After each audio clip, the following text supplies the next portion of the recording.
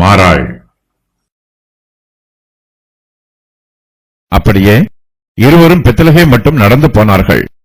அவர்கள் பெத்லகேமுக்கு வந்தபோது ஊரார் எல்லாரும் அவர்களை குறித்து ஆச்சரியப்பட்டு, இவள் நகோமியோ என்று பேசிக் கொண்டார்கள். அதற்கு அவள், நீங்கள் என்னை நகோமி என்று சொல்லாமல் மாறாள் என்று சொல்லுங்கள். சர்வ வல்லவர் எனக்கு மிகுந்த கசப்பை கட்டளையிட்டார். நான் நிறைவுள்ளவளாய் போனேன். கர்த்தர் என்னை வெறுமையாய் திரும்பி வர பண்ணினார். கர்த்தர் என்னை சிறுமைப்படுத்தி சர்வ வல்லவர் என்னை கிளேசப்படுத்தி இருக்கையில் நீங்கள் என்னை நகோமி என்பானேன் என்றாள். இப்படி நகோமி மோவாபிய ஸ்திரியான தன் மருமகள் ரூத்தோடும் கூட மோவாப் தேசத்திலிருந்து திரும்பி வந்தாள். வாற்கோதுமை அறுப்பின் துவக்கத்தில் அவர்கள் பெத்லகேமுக்கு வந்தார்கள். நகோமியும் ரூத்தும் பெத்லகேம் மட்டுமே நடந்தே போகிறார்கள். அவர்கள் நீண்ட தூரத்தை கால்நடையாய் நடக்கிறார்கள். பாதை மேடு வெள்ளமாய் இருந்தாலும் அதிலே கல்லும் முள்ளும் இருந்தாலும் அதையெல்லாம் கடந்து பெத்லகேமுக்கு வருகிறார்கள். அவர்கள் பெத்லகேமுக்கு வரும் காலம் வாற்கோதுமை அறுப்பின் துவக்க காலமாகும். இது முதலாவது அறுவடை காலம். இந்த அறுவடைக்கு பின்பு கோதுமை அறுவடை காலம் வரும். பெத்லகேம் ஊரார் தங்களுடைய குளிர்காலத்திற்கு தேவையான தானியங்களை வாற்கோதுமை அறுப்பின் காலத்தில் சேகரித்து வைத்துக் கொள்வார்கள். நகோமியும் ரூத்தும் பெத்லகேமுக்கு வந்தபோது ஊரார் எல்லாரும் அவர்களை குறித்து ஆச்சரியப்பட்டு, இவள் நகோமியோ என்று பேசிக் கொள்கிறார்கள். அவள் மெய்யாகவே நகோமிதான். ஆனால் நகோமியின் தோற்றத்தில் ஏராளமான மாற்றங்கள் காணப்படுகிறது. பெத்லகேம் ஊரார் நகோமியினிடத்தில் காணப்படுகிற அந்த வித்தியாசங்களை பார்த்து, இவள் நகோமியோ என்று ஆச்சரியத்தோடு கேட்கிறார்கள். பெத்லகேமில் எலிமெலேக்கின் குடும்பத்தை பற்றி எல்லோரும் அறிந்திருக்கிறார்கள். அந்த ஊரில் அவருக்கு நல்ல மரியாதை இருந்தது. அவர் யூதா கோத்திரத்தார். இயேசு கிறிஸ்துவின் வம்ச வரலாற்றில் எலிமெலேக்கின் பெயரும் இடம் பெற்றிருக்கிறது.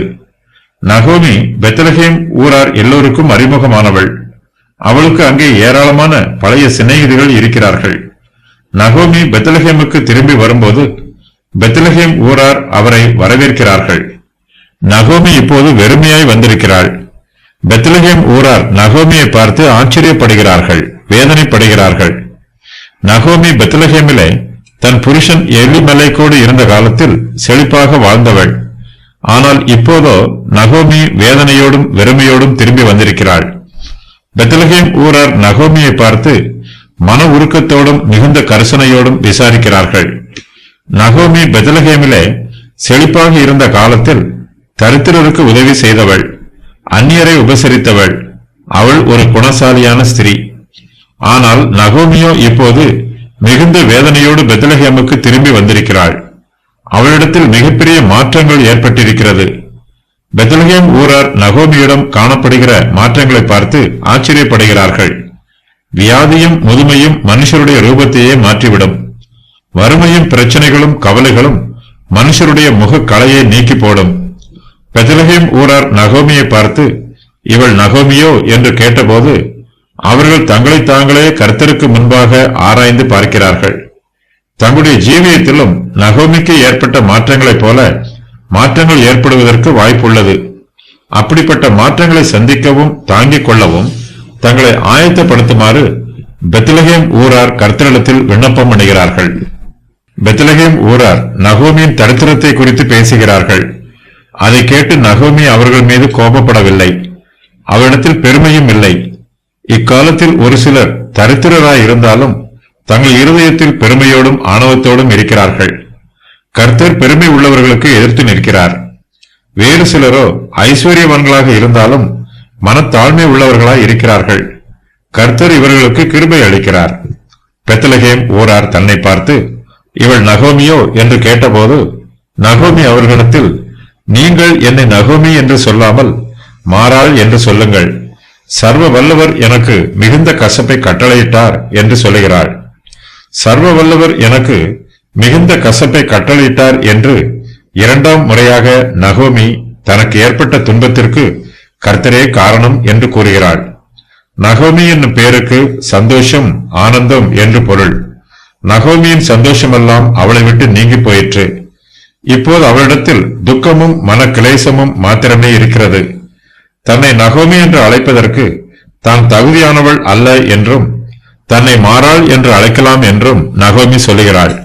மாறாள் என்னும் பெயருக்கு கசப்பு என்று பொருள். கர்த்தரால் ஆகாத காரியம் ஒன்றுமே இல்லை. கர்த்தர் தம்முடைய சித்தத்தின் பிரகாரமாய் துக்கத்தை சந்தோஷமாக மாற்றுகிறார். சில சமயங்களில் அவர் மனுஷருடைய சந்தோஷங்களையும் துக்கமாக மாற்றிவிடுகிறார். நகோமியோ இதற்கு முன்பு சந்தோஷமாய் இருந்தாள். சர்வ வல்லமையுள்ள கர்த்தரோ தனக்கு மிகுந்த கசப்பை கட்டளையிட்டிருக்கிறார் என்று நகோமி இப்போது வேதனையோடு சொல்லுகிறாள்.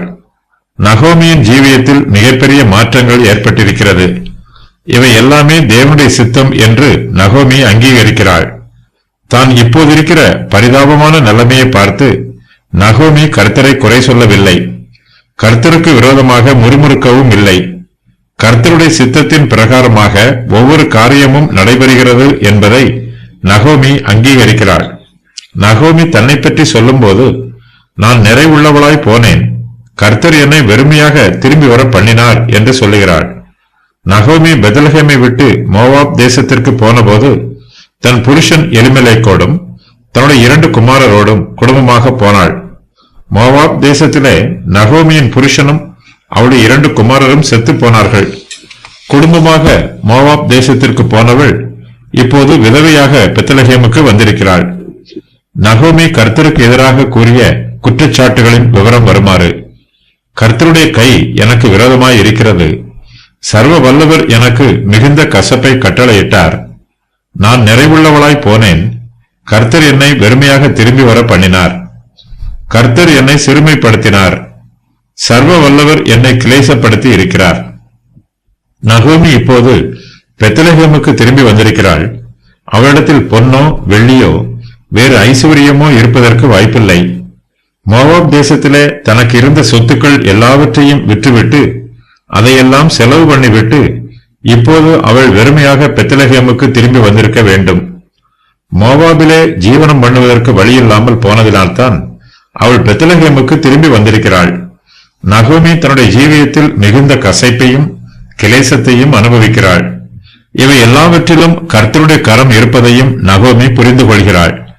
கர்த்தர் என்னை சிறுமைப்படுத்தி சர்வ வல்லவர் என்னை கிளேசப்படுத்தி இருக்கிறார் என்று நகோமி சொல்லுகிறாள். ஆகையினால் தன்னை யாரும் நகோமி என்று அழைக்க வேண்டாம் என்றும் தன்னை மாறாள் என்று அழைக்கலாம் என்றும் நகோமி தன்னுடைய நிலைமையை பெத்லகேம் ஊராருக்கு எடுத்துச் சொல்லுகிறாள். நகோமியைப் போலவே நம்முடைய ஜீவியத்தில் துன்பங்களும் வேதனைகளும் கசப்புகளும் கிளேசங்களும் நிறைந்திருக்கலாம். இவற்றை பார்க்கும்போது நமக்கு வேதனையும் வருத்தமும் உண்டாகும். ஆனாலும் கர்த்தருடைய சித்தத்தின் பிரகாரமே இவை நமக்கு உண்டாயிற்று என்று நினைக்கும் போது நம்முடைய ஆத்மாவுக்கு இளைப்பாறுதல் கிடைக்கும். கர்த்தருடைய கரம் நம்மோடு கூட இருக்கிறது என்னும் சிந்தனை நமக்கு ஆறுதலை கொடுக்கும். நம்மை சிறுமைப்படுத்துகிற தேவனால் நம்மை பெருமைப்படுத்தவும் முடியும். நம்மை வெறுமையாக்கி இருக்கிற தேவனால் நம்மை நிரப்பவும் முடியும். கர்த்தருக்கு சித்தமான காரியம் அவருடைய கையினால் வாய்க்கும். நகோமியின் இப்போதைய சூழ்நிலையை பார்க்கும் போதே அவள் நகோமி என்னும் பெயருக்கேற்ற பிரகாரமாக சந்தோஷமாய் இல்லை.